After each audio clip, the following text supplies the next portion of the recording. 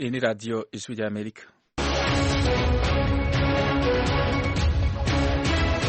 radiyo ijwi ry'Amerika mu kirundi no mu kinyarwanda Washington DC. Tubahaye mwiriwe inshuti mwese muduteze amatwi, muri kumwe na Fide Niyongabo na Thomas Kamirindi. Mwiriwe neza. Ni amakuru rero. Uruganda rwa Volkswagen rwagejeje ku isoko ry'u Rwanda imodoka za mbere zikoresha amashanyarazi. U Rwanda ruvuga ko zije gukemura ikibazo cyo guhumanya ikirere. Tugomba kwihuta rero kugira ngo tubone igisubizo kijyanye no kugabanya ihumanya umwuka duhumeka. Uyu ni Vincent Biruta, minisitiri ushinzwe ibidukikije mu Rwanda. Sentare mpuzamakungu mpanabyaha CPI iriteguriye gusohora vuba imitahe yo guhagarika abikekwa ku byaha by'ubwicanyi ni honyangwa ry'agateka kazina muntu vyoba vyakozwe mu Burundi kuva mu mwaka wa 2015. Alexandre Vindman, umusirikare akomeye ari mu bahanuzi bajeje umutekano w'igihugu mu biro vya President wa Amerika, yabwiye uno munsi wa kabiri abajejwe itohoza kuri President Trump ko yari afise impungenge ku vyo Trump yasavye igihugu ca Ukraine. Muri Libani abaturage bahiritse guverinoma nyuma y'ibyumweru bibiri bari mu myigaragambyo. Inteko zijejwe umutekano z'igihugu ca Iraq zishe abantu 14 mw'ijoro ryashiriwe no munsi wa kabiri igihe barasa ko bari mu myerekano mu gisagara ca Karbala. Muri Ethiopia abantu 67 baguye mu midugararo imaze icyumweru. Mugumerero ku maradiyo yanyu, ariko kandi nimujye no ku rubuga rwacu rwa internet wazitatu radio yacu voa.com mukurikire amakuru yacu.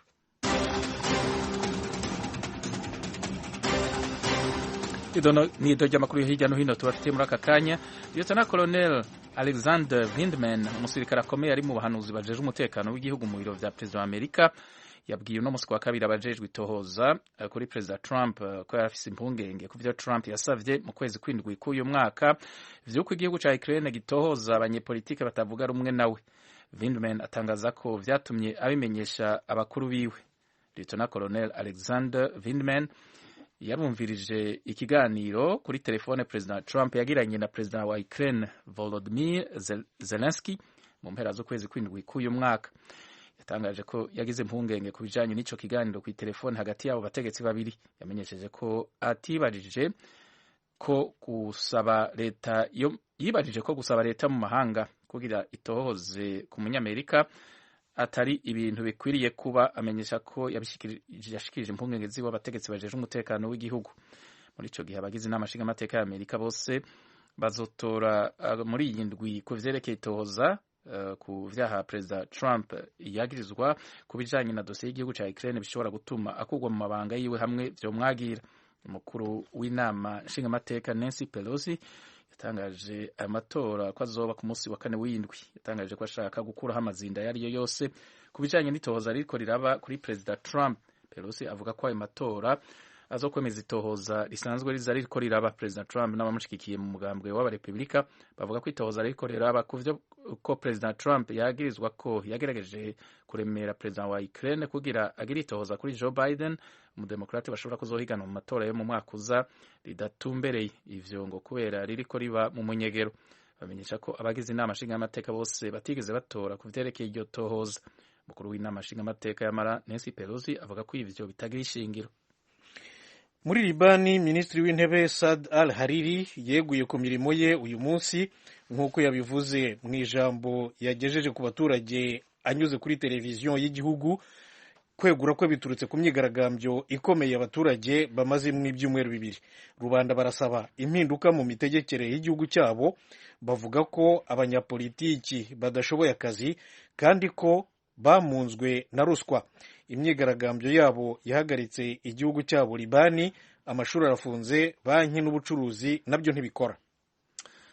Inteko zijeje umutekano z'igihugu ca Iraq zishe abantu 14 mw'ijoro ryashiriye uno munsi wa kabiri igihe barasa ko bari mu myiyerekano mu gisagara ca Karbala.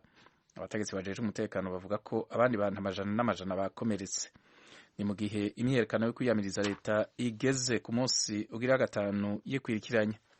abari mu myerekano bihojeje itegeko ribabuza kuja mu mabarabara abategetsi ba Iraq bafashe ritegerezwa kubahirizwa hagati y'isaha 6 zo mw'ijoro gushika isaha 12 zo mu gitondo.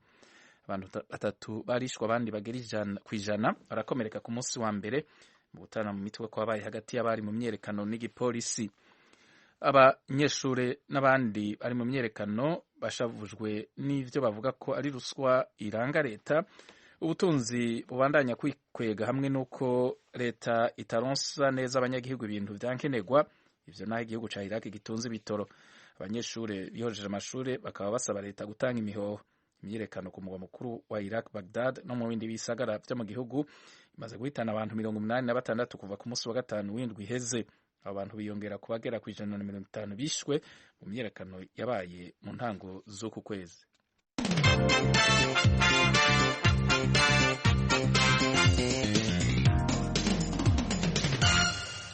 radiyo ijwi ry'Amerika. Muri Ethiopia, Minisitiri w'Intebe Abiy Ahmed uyu munsi yavuze bwa mbere na mbere ku myivumbagathanyo yahitanye abantu 67 mu itangazo yashyize ahagaragara. Yavuze ati uru rugomo ruratwigisha ko abanya-Ethiopia badashyize hamwe byatujyana mu bihe biteye ubwoba.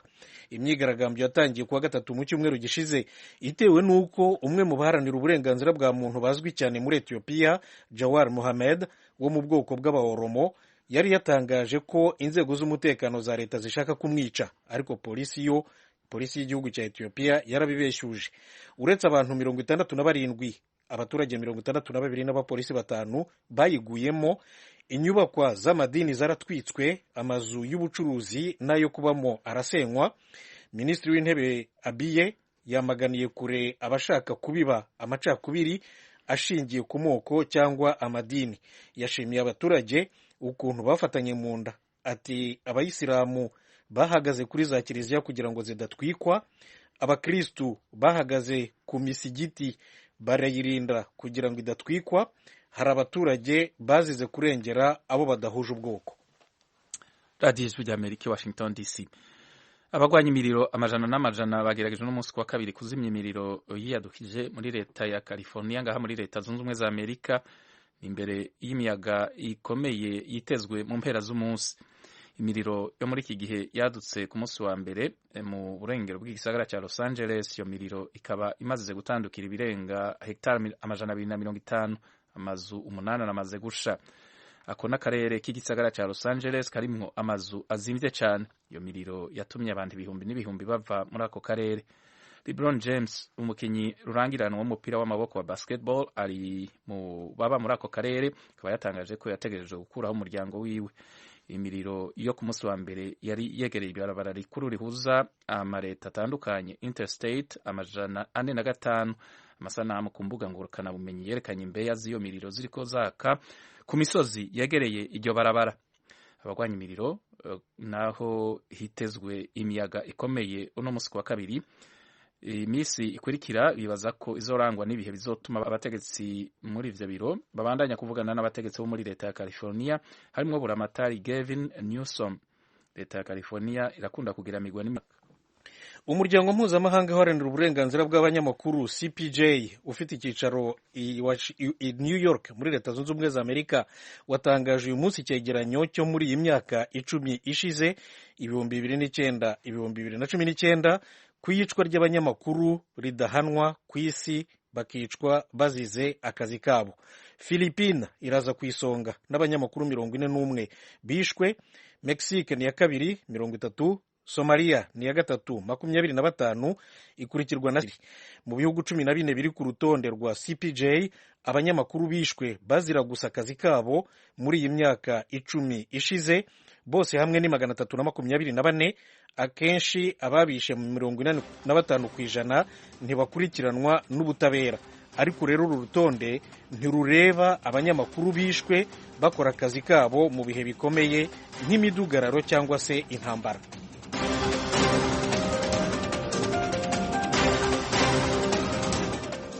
Mubandanya kumviriza radiyo ijwi ry'Amerika risamiranira Washington DC mu Kirundi no mu Kinyarwanda. Mushobora no kudukurikirana ku rubuga rwacu rwa Facebook hamwe no kuri internet kuri wezi3 akaburungu radiyo yacu VOA akaburungu.com.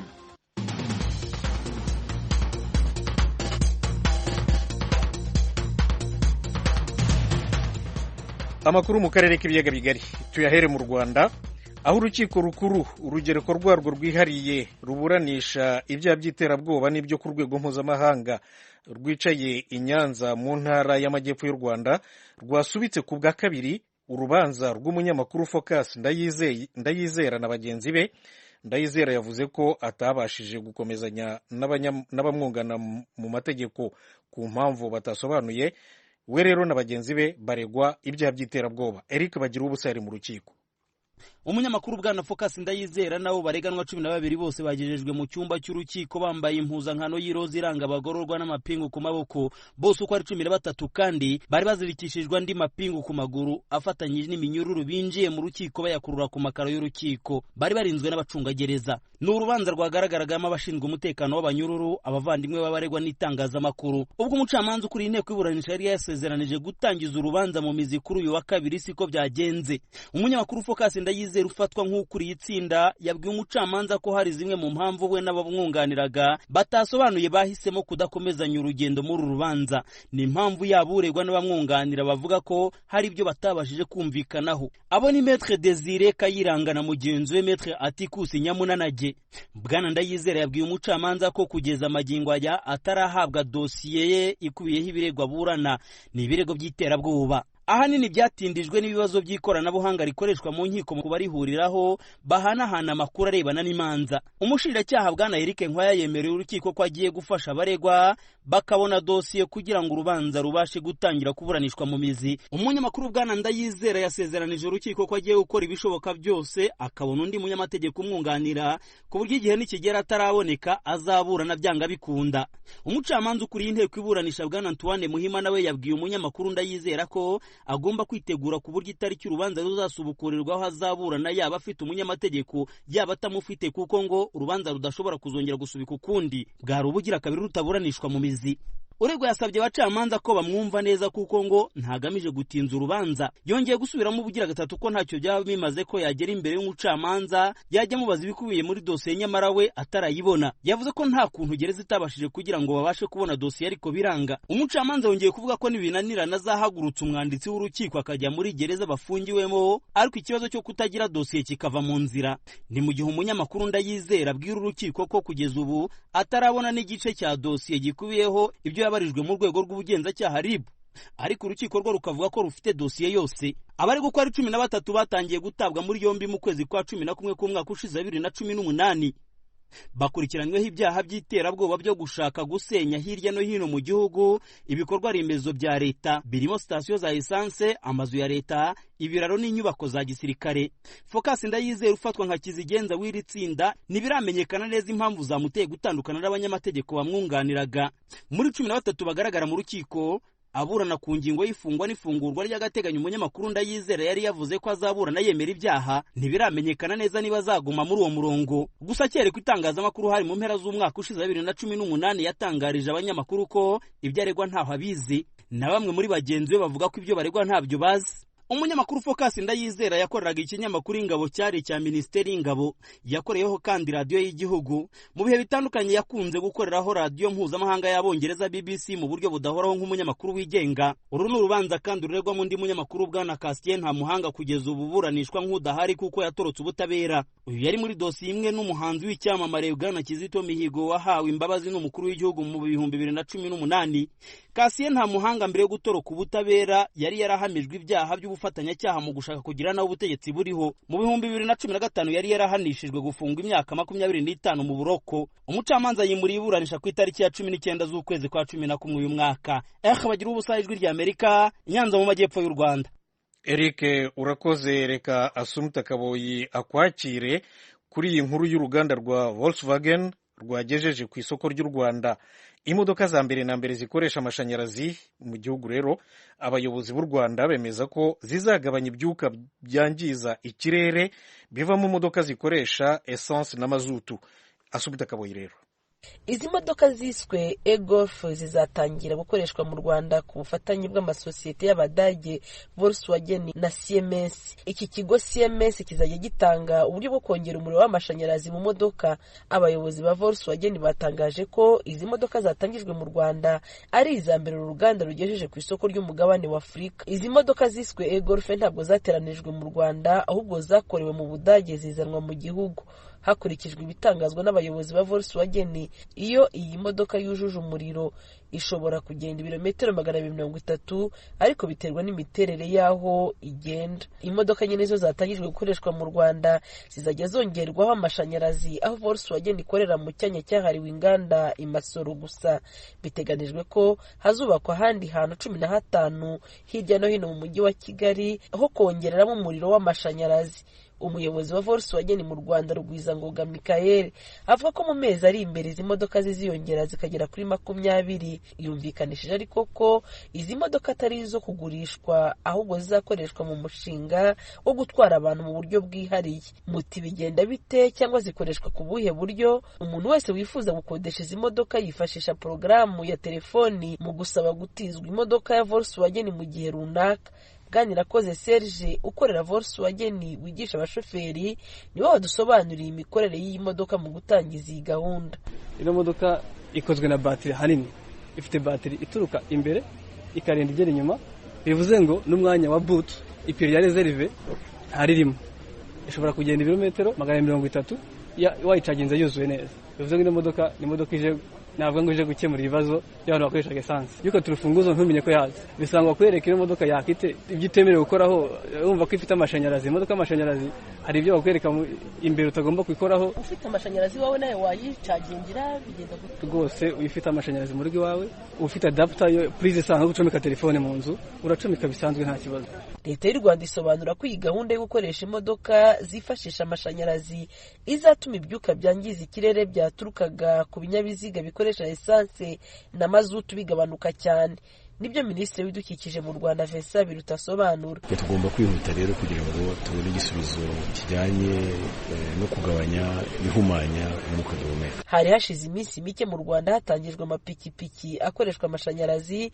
Abayatwara bakunze kumvikana bavuga ko atinze akazi, kuko moto yuzura amashanyarazi yatuma igenda imaze iminota 40. Ibi bishobora gutuma abazakoresha izi modoka bazajya bamara amasaha menshi bategereje ko zakuzura. Minisitiri Biruta asobanura ko iki kitari ikibazo, kuko buri wese uzaba afite iki kinyabiziga azajya afata gahunda y'uko yagishyiramo amashanyarazi kandi bitisha akazi. Ushobora no kuyikora nijoro iwawe, ushobora kubikora igihe iparitse mu garaje uri ku kazi. Hari uburyo bwinshi bushoboka.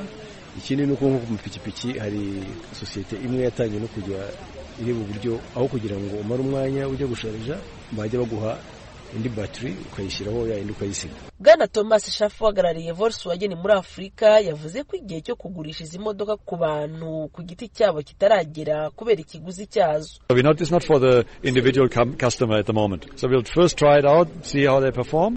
Aragira ati izi modoka ntizigamijwe kugurishwa ku bantu ku giti cyabo kuri ubu.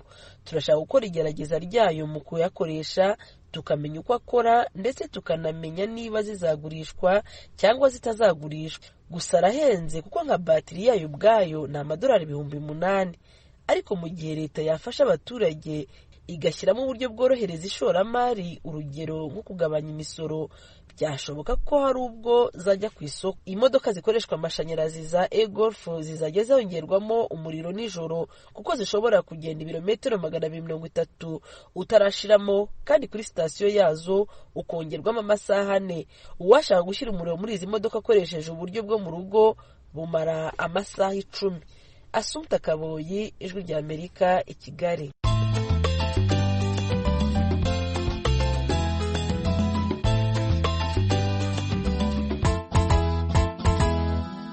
Radio Ijwi rya Amerika, Washington DC. Imyaka 2 irarangiye sentare mpuzamakungu mpanavyaha CPI itanguye amatohoza ku vyaha vy'ubwicanyi n'ihonyangwa ry'agateka kazina muntu vyoba vyarakozwe mu Burundi kuva mu mwaka wa 2015. Urunani rw'amashirahamwe yigenga rukorana na CPI CPI Coalition Burundaise pour la Cour Pénale Internationale rwatangaje ko rufise amakuru yizewe ku mitahe yo guhagarika abikekwa igiye gusohoka vuba. Urwo runani ruhamagarira abitwaye muri CPI gutangura kwiyegeranya mu mashirahamwe kugira bazoshobore gukurikirana izo manza neza. Ni inkuru dushikirizwa n'umumenyesha makuru Pierre Claver Niyonkuru. Hari itariki 25 z'ukwezi kw'icumi umwaka w'ibihumbi 2017 aho umushikirizamanza mukuru wa sentare mpuzamakungu mpanavyaha CPI yatangaza icese ko abacamanza bamuhaye uruhusha rwo gutanguza amatohoza nyezina ku vyaha bitandukanye vyakozwe mu Burundi kuva mu mwaka w'ibihumbi 2015. Ico gihe hari haheze umwaka iyo sentare iriko irakora ico yita intangamarara mu matohoza, examen préliminaire mu gifaransa. Madame Fatou Bensouda yavuze ko amatohoza ariko arakogwa yerekeye ubwicanyi bw'inzirakarengane, ihonyangwa ry'agateka kazina muntu, inyuruzwa ry'abantu, ugufungira abantu busa, ukubangaza, kunyaga utwabo n'ibindi. Bensouda yavuze ko vyinshi muri ivyo vyaha vyakozwe n'inzego za leta, ndetse agira ko ahamagarira leta gutwara ibirego vy'abatavuga rumwe nayo boba barakoze ayandi mabi. Inyuma y'imyaka 2 ayo matohoza atangujwe, urunani rw'amashami yigenga rukorana niyo sentare CBCPI, Coalition Burundaise pour la Cour pénale internationale mu gifaransa, ruvuga ko rufise amakuru akwiye ku rubanza rugiye gushigwa imbere ya sentare. Maître Lambert Nigarura atwara urwo runani. Karakaryo kuko urunani rwacu rusohora itangazo guguhumuriza cane cane ababuze ababo, imiryango yabo, abakorewe ivyaha, ko umunsi ari umunsi umuntu ashobora kwizera yuko bagiye gutunganirizwa, bagiye kuronka ubutungane babuze mu gihugu. Urwo runani rujya kara abakorewe amabi n'imiryango yabo kwitegurira gukurikirana urwo rubanza, bibaye ngombwa baje hamwe mu mashirahamwe. Bikaba rero karakaryo kuko urunani rwacu rusanzwe rushigikira ibikorwa vya sentare mpuzamakungu rugakorana nayo gukurarikira ababuze ababo, imiryango yabo, kwisuganya ko kwitegura gukorana n'ivyo biro vy'umushikizamanza byo gufasha abariko bagira amatohoza, na cane cane ko bakwiye kuja hamwe mu mashirahamwe bakamenya ikibanza bafise imbere y'iyo sentare, bakamenya ivyo bemerewe, abafise n'ubumenyi buhagije bashobora kwiyandikisha kugira ngo bazokwikurikiranire urubanza canke bahe uruhusha abashingwamanza baheze babakurikiranire ivyabo imbere y'iyo sentare. Urwo runani rubona ko imyaka 2 iheze ayo matohoza atangujwe atari myinshi nk'uko abakorewe amabi bavyibaza, na cane cane kugira ngo baronke inkuru y'imvaho. Imyaka 2 si myinshi ku buhinga buba bukenewe n'uburyo bukoreshwa. Gushika ubu amadosiye arenga 1600 aramaze gushikanwa imbere y'iyo sentare CPI. N'umwe mu bafashije kugira ngo ayo madosiye ashikanweyo yaheruka kubwijwe rya Amerika ko uyu mwaka udahera imitahe idasohotse. Maître Armen Yongere ari no mu runani rw'abashingwamanza baburanira abakorewe amabi. Tukibaza yuko muri uyu mwaka wa 2019 hashobora gukurikirana bamwe mu bazokwagirwa n'icaha. Umushikirizamanza ahejeje kwerekana neza yuko ivyaha vyakozwe bisanzwe bikurikiranwa n'iyo sentare mpuzamakungu mpanavyaha, araheza agashira ku imitahe y'abakurikiranwa n'ivyo vyaha, akagira nabo ashengeza mu butungane. Kuva mu kwezi kw'icumi umwaka w'ibihumbi 2017, inyuma y'iminsi 2 gusa CPI itanguje amatohoza, Uburundi bwace butera kagere iyo sentare burayivamwo. Ijwi rya Amerika ryabajije umuvugizi wa CPI ingene iyo sentare izobigenza mu gihe Burundi bwanse gukorana n'iyo sentare kuva mu ntango y'amatohoza. Fadi El Abdallah yarahumurije abafise amakenga. Maintenant, il y a différents cas de figure devant la Cour pénale internationale. Hari inzira zitatu zishoboka. Abantu bashobora kwishikana bonyene ubwabo imbere ya sentare nk'uko n'ahandi kw'isi bimaze kuba, bashobora gufatirwa mu bindi bihugu bari mu ngendo. Hari n'igihe imitahe igirwa ibanga, ukekwa agatembera ataco ginona, tubonye agiye aho yofatwa vyoroshe tugaca tubivuga ko hari umutahe umurondera. Kandi ntikibuza ko abakekwa ko ivyaha bahagarikwa nk'uko vyabaye muri Libya ni Darfur muri Sudani. Ego bishobora guteba nk'uko vyagenze kuri Perezida Omar el-Bashir muri Sudani, ariko imitahe ntisaza. N'inyuma y'imyaka 10 barafatwa.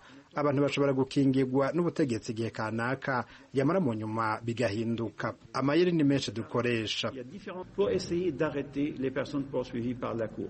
CPI ivuga ko yashimye gutanguza amatohoza kubera imvururu za politike zadutse mu mwaka w'ibihumbi 2015 zari zimaze guhitana abantu barenga 1,200, abantu 1,000 barafungwa, abandi baranyuruzwa, abarenga 400 nabo batizabo barahunga. Pierre Claver niyo nkuru, Kigali, kubw'Ijwi ry'Amerika. Urakoze Pierre Claver kuri iyo nkuru. Impunzi z'abarundi ziba mu ikambi ya Rusenda iri mu buseruko bwa Repubulika Iharanira Demokarasi ya Kongo zikora imirimo y'uburimyi zihangayishijwe n'imirima yazo y'itomate, imyumbati imbere n'ibigori yononekaye kubera imvura nyinshi imaze iminsi irwa i Rusenda. Inkuru umenyesha makuru w'Ijwi ry'Amerika Vedaste Ngabo ari Rusenda.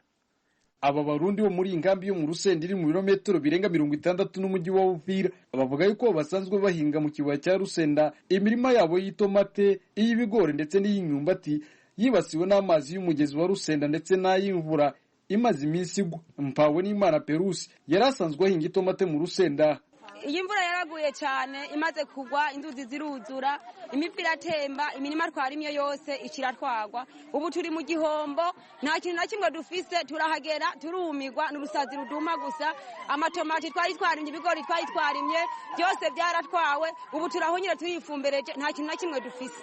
Sabushimike Joseph na Sinumva ya Serafina ba muri village ya gatatu yo muri iyi nkambi batangaza yuko amafaranga bari bashoye mu buhinzi yose yahombye kubera imvura nyinshi yangirije ibigori ndetse n'imyumbati bari basanzwe bahinga. Twinjiye mu kihombo kubera uwo murima wari impande y'uruzi zari karetse ibiri, hama uwo murima uratwagwa, waratwawe wose kandi ibigori byari biri mu kugera aho vyera aho umuntu avuna, mugabo umurima wose waratwawe kugeza ubu nta kamwe kamwe habona. Mwari mwakoresha amafaranga angana gute?